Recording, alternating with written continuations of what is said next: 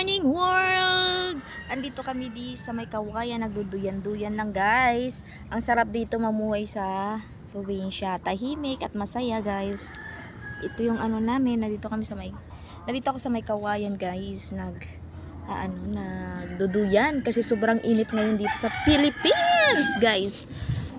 Tapos tingnan nyo guys, dun yung papaya ay nalalanta na siya. Ano na siya guys.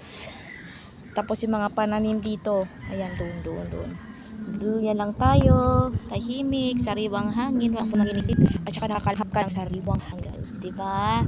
Ayan, mas gustuhin ko pa tira ako sa syudad at sa probinsya ko, tahimik kasi at masaya, diba? Ayan. Guys, diyan lang tayo guys. Thank you for watching. Pa-subscribe naman po ng YouTube ko. So much po, nagsisimula pa lang po ako. Sana supportahan niyo ako. Bye-bye po.